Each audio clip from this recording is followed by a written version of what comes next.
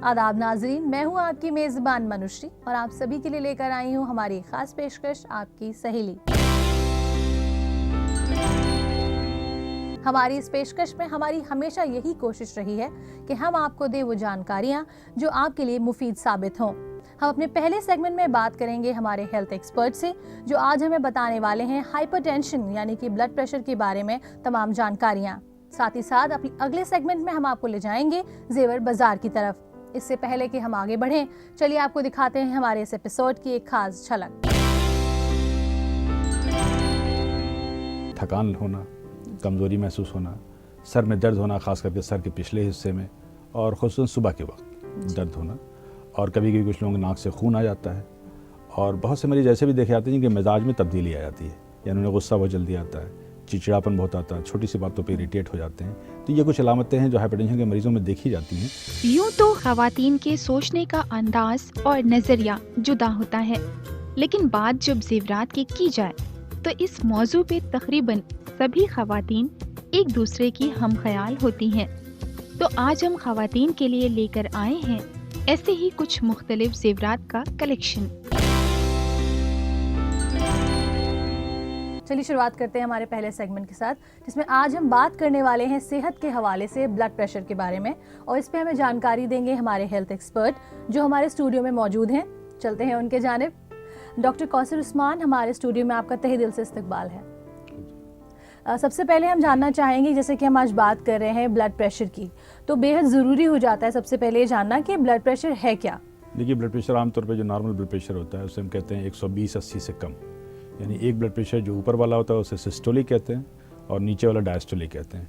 तो अगर किसी का ब्लड प्रेशर 120/80 से कम है तो वो नॉर्मल ब्लड प्रेशर है, लेकिन अगर किसी का ब्लड प्रेशर 140/90 140/90 से ज़्यादा हो जाता है तो उसे हम कहते हैं कि उसे हाइपरटेंशन है। लेकिन ये जो रीडिंग है 2 या 2 से ज़्यादा बार रिकॉर्ड होनी चाहिए जी। अब सवाल उठता है कि जो उनके बीच में है, यानी 120 से 140 सिस्टोलिक है और 80 से 90 के बीच में डायस्टोलिक है, ये जो कैटेगरी होती है इसे हम कहते हैं प्री हाइपरटेंशन, यानी ब्लड प्रेशर के पहले वाली स्टेज। तो प्री हाइपरटेंशन की अहमियत इसलिए भी है कि प्री हाइपरटेंशन के जो मरीज़ होते हैं, बल्कि मरीज़ नहीं कहेंगे उन्हें, प्री हाइपरटेंशन के जो लोग होते हैं उनको मुस्तकबिल में हाइपरटेंशन होने के चांसेस बहुत ज़्यादा होते हैं। लेकिन किसी का भी ब्लड प्रेशर अगर लगातार 140/90 से ज़्यादा है तो वो हाइपरटेंशन का मरीज़ है। यानी कि अगर किसी को हाइपरटेंशन की शिकायत हो रही है तो ये एक ऐसा मसला हो सकता है जिस पे उनको गौर करना चाहिए। जी हाँ, बेशक, क्योंकि अगर ब्लड प्रेशर लगातार बढ़ा हुआ है तो जिस्म के बहुत से अज़ा, बल्कि तकरीबन सारे अज़ा को डैमेज करता है, उसको नुकसान पहुंचाता है। जी, साथ ही साथ अगर बात करें इसकी अलामतों की शुरुआती दौर में, क्योंकि अक्सर ऐसा होता है लोग शिकायत करते हैं, हमारे पास भी ऐसे बहुत सारे सवाल आते हैं ख़वातीन के कि वो बहुत गुस्से में रहती हैं, स्वेट बहुत कर रही हैं और उनको लगता है कि कहीं ये ब्लड प्रेशर तो नहीं हो रहा है, हाइपरटेंशन तो नहीं है। अगर हम ब्लड प्रेशर यानी हाइपरटेंशन की अलामत की बात करें तो ये याद रखिए कि 50% से 50% से ज़्यादा लोगों को ब्लड प्रेशर की कोई अलामत नहीं होती और उन्हें कोई भी तकलीफ़ नहीं होती। इसलिए मैं कहता हूँ कि कोई भी शख्स अगर डॉक्टर के पास किसी भी बीमारी से जा रहा है तो अपना ब्लड प्रेशर ज़रूर चेक करा लें। जहाँ तक अलामतों की बात है तो जो कुछ मरीज़ हैं जिनमें अलामत होती है, वो आम जो सिम्टम्स होते हैं वो ये थकान होना, कमज़ोरी महसूस होना, सर में दर्द होना, ख़ास करके सर के पिछले हिस्से में, और ख़ुसूसन सुबह के वक्त दर्द होना, और कभी कभी कुछ लोगों के नाक से खून आ जाता है, और बहुत से मरीज़ ऐसे भी देखे जाते हैं कि मिजाज में तब्दीली आ जाती है, यानी उन्हें गुस्सा बहुत जल्दी आता है, चिड़चिड़ापन बहुत आता है, छोटी सी बातों पे इरिटेट हो जाते हैं। तो ये कुछ अलामतें हैं जो हाइपरटेंशन के मरीज़ों में देखी जाती हैं। लेकिन फिर मैं इस बात को कहना चाहूँगा कि अक्सर ज़्यादातर मरीज़ों में कोई अलामत नहीं होती और वो अक्सर कॉम्प्लिकेशन से आते हैं, यानी किसी को हार्ट अटैक हो गया या ब्रेन हेमरेज जैसी शिकायत हो गई। इसीलिए हम इस बीमारी को साइलेंट किलर भी कहते हैं। जी, यानी कि बहुत ही धीरे से दस्तक देती है आपकी ज़िंदगी में और बहुत ज़ोर से झटका भी दे सकती है। बेशक। जी, साथ ही अगर हम बात करें कि हम लाइफस्टाइल की बात अगर करें इस वक्त, क्योंकि इसके साथ ये बहुत जुड़ी हुई है। पहले हम सुनते थे कि शायद आफ्टर 40s ये शिकायत ज़्यादा सुनने में आती थी, लेकिन अब बहुत ही अर्ली एज में भी इसकी अलामतें देखने में आ रही हैं और बहुत ही, जैसे आपने भी कहा, मुस्तकबिल में एक बड़ी दिक्कत के रूप में भी सामने आ सकती है। जी, बिल्कुल। नहीं, जो आपने कहा कि उम्र की बात जहाँ तक करें तो एक तो नॉर्मल फिजियोलॉजी भी है इंसान की कि नॉर्मली 30 साल के बाद ब्लड प्रेशर धीरे धीरे बढ़ता चला जाता है, और जो उम्र बढ़ती है ब्लड प्रेशर की बीमारी होने का अंदेशा बढ़ता जाता है। और दरअसल ब्लड प्रेशर 2 तरह का होता है। एक तो जो तकरीबन 90-95% लोगों में होता है, जिसे हम कहते हैं प्राइमरी हाइपरटेंशन या इसेंशियल हाइपरटेंशन, वो 30 साल की उम्र के बाद होता है और वो वक्त के साथ साथ, उम्र के साथ साथ धीरे धीरे बढ़ता चला जाता है। तकरीबन 5 से 10% लोगों में ब्लड प्रेशर की वजह कोई दूसरी बीमारी होती है, जैसे थायराइड की बीमारी है या किडनी की बीमारी है या एड्रिनल ग्लैंड्स हैं उसकी बीमारियां हैं, तो वो 5% जो ब्लड प्रेशर है उसे हम सेकेंडरी हाइपरटेंशन कहते हैं और वो क्योरेबल है, यानी उस बीमारी की वजह को आप ठीक कर दीजिए तो वो ब्लड प्रेशर नॉर्मल हो जाता है। तो अगर उम्र की बात करें तो 30 साल के बाद लोगों को ज़्यादा काशस हो जाना चाहिए कि ब्लड प्रेशर की बीमारी उनको हो सकती है। तो इसीलिए अगर किसी मरीज़ को ब्लड प्रेशर की बीमारी 20 साल या 25 साल से कम उम्र में है या उसको 60 साल के बाद अगर शुरू हो रही है तो उसे उन वजूहात के बारे में सोचना चाहिए जो सेकेंडरी हाइपरटेंशन है। जी, मैं यही अब सवाल करने वाली थी अगला कि जो इसकी वजूहात हैं वो क्या क्या हो सकती हैं, जैसे अभी आपने कहा भी कि इसकी वजूहात क्या हैं, उन पे ख्याल रखना उनका बेहद ज़रूरी है। देखिए, अगर वजूहात की बात करें तो मैंने बताया कि एक तो 90-95% लोगों में जो ब्लड प्रेशर है, जो इसेंशियल हाइपरटेंशन है, उसकी कोई एक वजह नहीं होती, वो एक मल्टीपल फैक्टर्स हैं, बहुत से रिस्क फैक्टर हैं जिसकी वजह से ब्लड प्रेशर की बीमारी होने का अंदेशा रहता है। हाँ, जो 5% लोगों में है उसकी तो कोई ना कोई वजह होती है, जैसे मैंने आपसे भी जिक्र किया कि थायराइड है या किडनी बीमारियां हैं, जो कुछ पैदाइशी और बीमारियां होती हैं। जहाँ तक उस मेजर पोर्शन का सवाल है, जो 90-95% लोग हैं, उनमें रिस्क फैक्टर ज़रूर हैं। जैसे किसी के माँ बाप को ब्लड प्रेशर अगर बीमारी है तो उसे होने का अंदेशा ज़्यादा है। दूसरा, अगर किसी का वज़न नॉर्मल से ज़्यादा है तो उसे हाइपरटेंशन होने का ख़तरा ज़्यादा है। तीसरा, अगर किसी की लाइफ स्टाइल जो एक्टिविटी है बहुत कम है, वो सीडेंटरी लाइफ स्टाइल गुजार रहा है, उससे चलना फिरना, जिस्मानी मेहनत बिल्कुल नहीं है, उससे हाइपरटेंशन के चांसेस ज़्यादा हैं। इसी तरह से बहुत से लोग जो जहनी तनाव में रहते हैं, बहुत स्ट्रेसफुल जॉब है, बहुत मेंटल प्रेशर है, उनको भी हाइपरटेंशन होने का ख़तरा ज़्यादा होता है। दूसरा, कुछ लोगों के खाने में बहुत से इरेटिक डाइट होती है, डाइटरी बिहेवियर ऐसा होता है, जैसे बहुत से लोग फास्ट फूड बहुत ज़्यादा खाते हैं, नमक का इस्तेमाल, फैटी चीज़ों का इस्तेमाल बहुत ज़्यादा करते हैं, उन्हें भी हाइपरटेंशन होने का रिस्क है। और अब तो एक रिस्क ये भी माना जा रहा है, जो बहुत से लोग फल और सब्जियों का इस्तेमाल कम करते हैं, वो भी एक रिस्क है ब्लड प्रेशर की बीमारी होने का। इस बारे में आपसे यूं ही बातचीत अपनी जारी रखेंगे, फिलहाल एक वक्फा ले रहे हैं। अपनी नाजरीन को याद दिलाना चाहूँगी कि आपके भी जहन में ऐसे बहुत सारे सेहत के हवाले से सवाल आते होंगे जो आपको लगता होगा कि हमारे एक्सपर्ट उनके जवाब आपको दे सकते हैं, तो आप अपने सवालों को हम तक ज़रूर पहुँचाएं और उन्हें हम तक पहुँचाने के लिए आप हमें ईमेल कर सकते हैं हमारे इस ईमेल एड्रेस पर। हमारा ईमेल आईडी है aks@etv.co.in। वक्त हो गया एक छोटे से वक्फे का, लेकिन वक्फे के बाद भी हमारी ये बातचीत यूं ही जारी रहेगी। आप कहीं जाइएगा मत, देखते रहिए आपकी सहेली।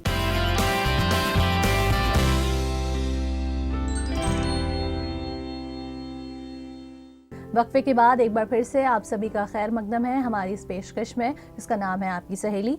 आज हम बात कर रहे हैं हाइपरटेंशन, ब्लड प्रेशर और उससे जुड़ी हुई तमाम उन दिक्कतों की जो अक्सर आपको देखने में आती ही रहती हैं। डॉक्टर कौसर, जैसे कि हम बात कर रहे थे हाइपरटेंशन की, तो जैसे कि हम बात भी कर रहे थे कि मुस्तकबिल में इसकी बहुत सारी दिक्कतें सामने आती हैं, तो कहीं ना कहीं हाइपरटेंशन खुद में एक बीमारी नहीं है, लेकिन ये एसोसिएटेड है बहुत सारी बड़ी बीमारियों से। जी हाँ, बेशक, जैसा मैंने आपसे बताया कि इसीलिए हाइपरटेंशन को हम साइलेंट किलर भी कहते हैं। और इसकी जैसे आपसे बात हो रही थी कि हमारी चेंजिंग लाइफ स्टाइल, जो हमारी तर्ज ज़िंदगी में बदलाव आ रहा है, उसकी वजह से ब्लड प्रेशर की बीमारी बढ़ती जा रही है।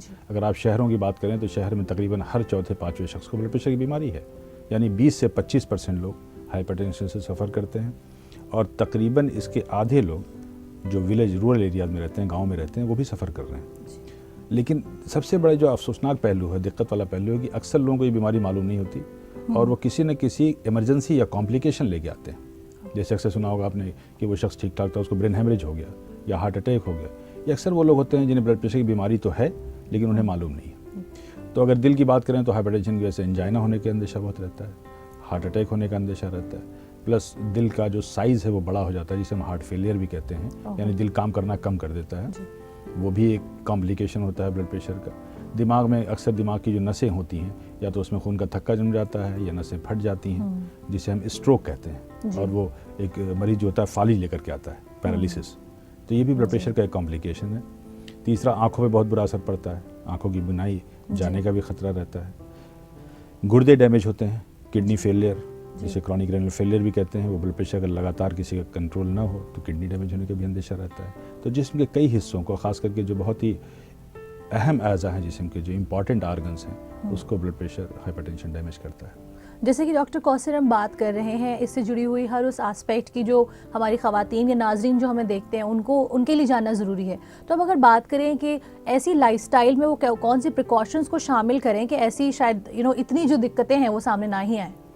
हाँ, देखिए, हमारा कहा जाता है मेडिकल साइंस में कि prevention is better than cure, परहेज़ इलाज से बेहतर है। तो वो सारी कोशिशें करनी चाहिए अपनी तर्ज ज़िंदगी में बदलाव लाने की, जिससे ब्लड प्रेशर की बीमारी ना हो। जैसे सबसे बड़ी चीज़ तो है कि वो अपने आप को फिज़िकली एक्टिव रखें, जी। जिस्मानी मेहनत जितना कर सकते हैं वो ज़रूर करें। दूसरा, जहनी तनाव से बचें, जो आमतौर पर लोग कहते हैं कि कहना तो आसान है और करना मुश्किल है, लेकिन फिर भी जहाँ तक हो सके मेंटल स्ट्रेस से बचना चाहिए। अपना वज़न ना बढ़ने दें। जितना भी वज़न बढ़ता जाता है, जो नॉर्मल वज़न होना चाहिए, उससे जो वज़न बढ़ता जाता है, ब्लड प्रेशर की बीमारी होने का अंदेशा उतना ही बढ़ता जाता है। यानी कि ये मोटापे से भी जुड़ी हुई जी हाँ, दिक्कत बिल्कुल है। सीधे सीधा उसका ताल्लुक़ है। और खाने पीने का जहाँ तक सवाल है, उसमें एक तो हम अपने सभी मरीजों को ये कहते हैं कि भाई निकोटीन यानी tobacco in any form is dangerous. जी तंबाकू का इस्तेमाल किसी भी तरह से नहीं करना चाहिए। जी ग़ज़ा का जहाँ तक ताल्लुक़ है तो नमक का इस्तेमाल कम होना चाहिए। जी हमारी ग़ज़ा में अक्सर नमक ज़्यादा होता है, और ख़ास करके अगर हम फास्ट फूड की बात करें तो उसमें नमक बहुत ज़्यादा होता है। तो नमक की जो मकदार रोज़ाना की है वो किसी भी हालत में मैं समझता हूँ कि 6 ग्राम से ज़्यादा नहीं होनी चाहिए एक पर्सन के लिए, एक शख्स के लिए। फल और सब्ज़ी का इस्तेमाल ज़्यादा करना चाहिए। चिकनी चीज़ों का इस्तेमाल यानी फ़ैट, और ख़ास करके जो एनिमल ओरिजिन फ़ैट है जिसे चर्बी कहते हैं या इस तरह की चीज़ें होती हैं, उनका इस्तेमाल कम से कम करना चाहिए। मिल्क प्रोडक्ट्स जो होते हैं, जो दूध से बने हुए प्रोडक्ट्स होते हैं, ख़ास करके जो फ़ैट फ्री, उनका इस्तेमाल ब्लड प्रेशर में फ़ायदेमंद होता है। और उसका दूसरा फ़ायदा भी होता है, चूँकि औरतों में ऑस्टियोपोरोसिस बहुत होती है, हड्डियों की कमज़ोरी, तो उससे 2 फ़ायदे होते हैं। तो ऑस्टियोपोरोसिस के लिए भी फ़ायदेमंद है और हाइपरटेंशन के लिए भी फ़ायदेमंद है। तो ये ग़ज़ा में कुछ तब्दीली करके, अपने आप को फिज़िकली एक्टिव रख करके और मेंटल स्ट्रेस से बच करके, इन सब चीज़ों से ब्लड प्रेशर की बीमारी से बचा जा सकता है। जी, मेरा अगला सवाल भी यही होने वाला था कि जो ख़वातीन हैं, क्या उनमें इस बीमारी का ख़तरा ज़्यादा देखने में आता है? नहीं, ऐसा नहीं कह सकते, बल्कि ये देखा गया कि मर्दों में हाइपरटेंशन ज़्यादा है औरतों के मुकाबले।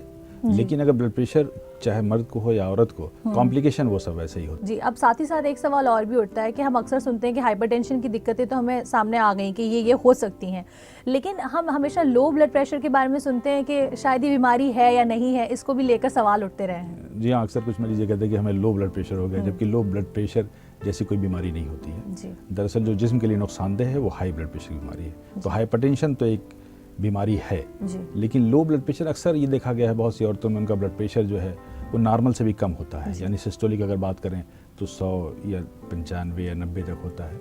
तो बहुत अक्सर उनको शायद कभी थोड़ी बहुत कमज़ोरी महसूस होती हो, लेकिन कोई बीमारी नहीं है, बल्कि low blood pressure high blood pressure से कहीं ज़्यादा बेहतर है।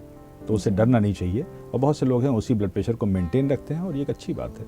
अगर ख़वातीन के मद्देनज़र बात करें तो सबसे ज़रूरी चीज़ जो आपने कही वो ये है कि अपनी सेहत का ख्याल रखें, मोटापे को अपने कंट्रोल में रखें, और सबसे बड़ी बात कि अपने खाने में आप ग्रीन वेजिटेबल्स ज़रूर इंक्लूड करें, फ्रूट्स भी इस्तेमाल करें, और नमक की मकदार कम रखें। अक्सर ये देखा गया है कि जो हम नमक खाते हैं हमें अंदाज़ा नहीं होता, और जो हमारी ज़रूरत से ज़्यादा नमक जिसम में चला जाता है उससे ब्लड प्रेशर बढ़ता है। जैसे मिसाल के तौर पे अगर आप बात करें तो अक्सर मैंने देखा लोगों की डाइनिंग टेबल पे नमक रखा होता है। तो ये याद रखें, नो एडेड साल्ट कभी ऐड नहीं करना चाहिए खाने में।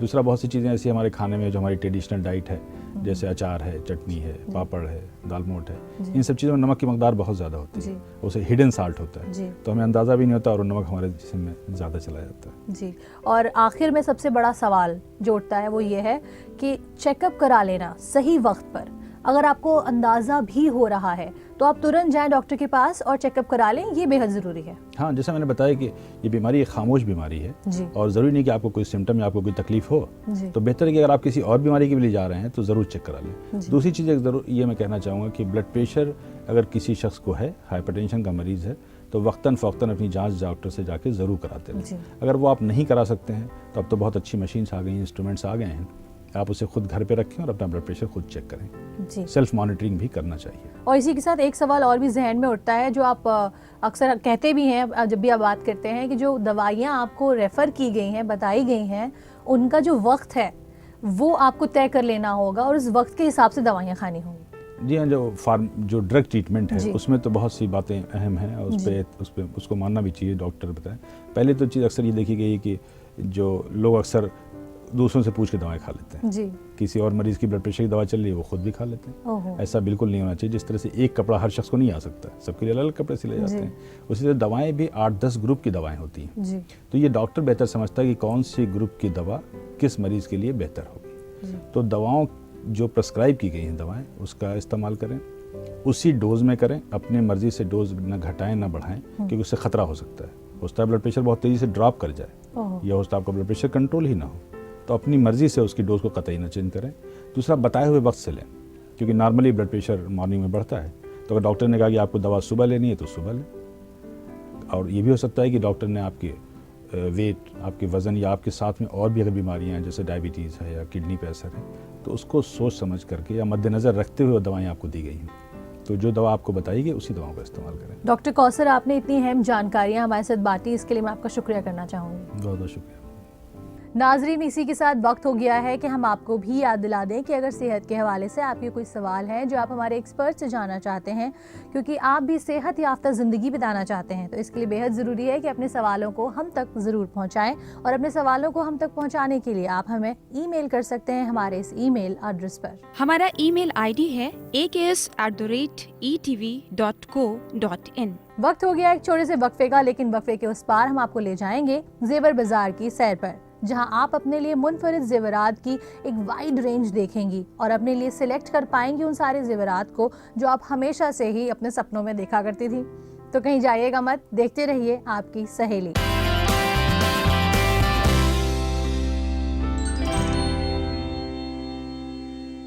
वक्फे के बाद एक बार फिर से खैर मकदम है आप सभी का हमारी इस खास पेशकश आपकी सहेली में। जैसे कि वक्फे से पहले हमने जिक्र किया था कि हम आपको ले जाएंगे जेवर बाजार की सैर पर, तो अब वक्त हो गया है कि हम आपको दिखाएं वो कौन से जेवरात के लेटेस्ट स्टाइल हैं जिन्हें आप भी अपना सकती हैं और दिख सकती हैं बेहद दिलकश। तो चलिए चलते हैं हमारे सेगमेंट की तरफ।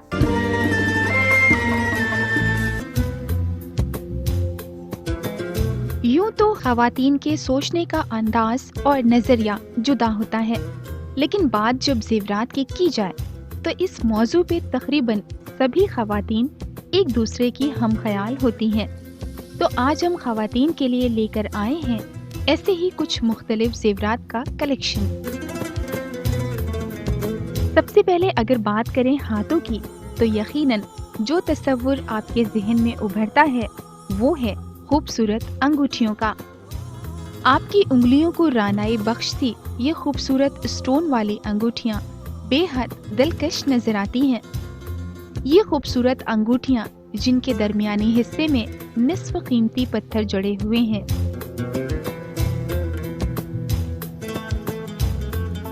इन अंगूठियों में एक से बढ़कर एक उम्दा स्टोन लगे हैं और डिजाइन्स भी बेहद दिलकश और नुमाया हैं। इन अंगूठियों की तख्लीक कॉपर और दीगर मेटल से की गई है। इन अंगूठियों की सबसे बड़ी खासियत ये है कि इन पर सिल्वर ऑक्सीडाइज की कोटिंग की गई है, जिसकी वजह से इनकी पॉलिश तवील अरसे तक बरकरार रहती है। उम्दा कारीगरी, बेहतरीन डिजाइन और खूबसूरत कीमती पत्थरों के सबब ये अंगूठियाँ एक शाहाना अंदाज देती हैं। दिलकश होने के साथ साथ इन अंगूठियों में एक खास किस्म की चमक नजर आती है। इसी बायस इनका शुमार जयपुर के खास जेवरात में किया जाता है। जयपुर, एवरीबडी नोज जयपुर कितना ऑथेंटिसिटी एंड प्योर इंडियननेस में कितना ज़्यादा into and pure culture so एक जयपुरी टच है इस ज्वेलरी में। So I am really liking the collection. इसी सिलसिले में हमारा दूसरा और अहम जेवर है ब्रेसलेट।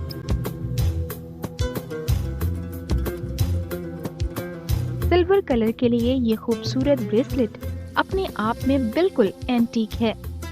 एक से एक खूबसूरत डिजाइन वाले ये चौड़े चौड़े ब्रेसलेट बेहद जाजिब नजर आते हैं। इन ब्रेसलेट का जालीदार डिजाइन और इन पर किया गया खूबसूरत काम काबिले दीद है।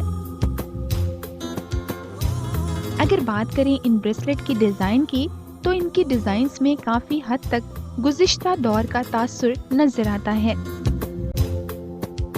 इसके अलावा आपके पैरों को खूबसूरत बनाती नाजुक पायल भी यहाँ मौजूद है। इन पायलों में चेन नुमा और जंजीर नुमा पायल बेहद दिलकश लगती है। हमारे जेवरात कलेक्शन का सबसे अहम हिस्सा होते हैं हमारे नेकलेस। यहाँ आपको नेकलेस की बेहद खूबसूरत और मुनफरिद किस्म दस्तयाब हो जाएगी। सिल्वर कलर के खूबसूरत डिजाइनर नेकलेस जिनमें मोतियों और खूबसूरत पेंडेंट का इस्तेमाल हुआ है। इनमें झालर नुमा डिजाइन, पतली चेन नुमा डिजाइन के नेकलेस खास हैं। रंग बिरंगे मोतियों के सेट भी बेहद पुरकशिश नजर आते हैं। इन नेकलेस में मुख्तलिफ डिजाइन आपको मिल जाएंगे। इनमें कुछ ऐसे डिजाइन्स भी हैं जिनसे आपका गला भरा भरा और काफी खूबसूरत नजर आएगा। इन नेकलेस में फ्लावर पेंडेंट वाले डिजाइन भी बेहद दिलकश हैं। अगर बात करें इनकी कारीगरी की तो वो भी बेहद नफासत और बारीकी से की गई है। यही वजह है कि इन जेवरात को एंटीक जेवरात का दर्जा हासिल है।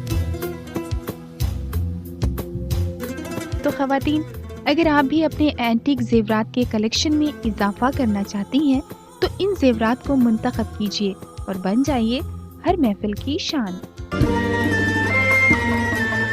तो आपने अब जान लिया है कि वो कौन से जेवरात हैं जिन्हें आप भी अपनी वार्डरोब में शामिल कर सकती हैं। बस ख्याल इस बात का रखें कि आपके अखराजात ज़्यादा ना हो जाएं, साथ ही साथ आपकी शख्सियत पर क्या सूट करता है, इस बात को भी आपको ज़रूर तरजीह देनी चाहिए। इसी के साथ आपको याद दिला दूं कि अगर ऐसा कुछ खास कंटेंट है जो आप हमारे प्रोग्राम में देखना चाहती हैं या फिर आपकी कोई फीडबैक है जो हमारे लिए बेहद अहम साबित हो सकते हैं, तो आप उन्हें हम तक ज़रूर पहुंचाएं और आप हमें ईमेल कर सकती हैं आपके सवालों को, आपके फीडबैक्स को। इसके लिए आप हमारे ईमेल एड्रेस को नोट कर लीजिए। हमारा ईमेल आईडी है aks@etv.co.in। इसी के साथ वक्त हो गया है कि हम आपको कहें अलविदा, लेकिन इस वादे के साथ कि हमारे अगले एपिसोड में हम आपके लिए लेकर आएंगे कुछ नया, कुछ खास। तब तक के लिए रखिए अपना ख्याल और आपकी सहेली की पूरी टीम को दीजिए इजाज़त। अल्लाह हाफिज।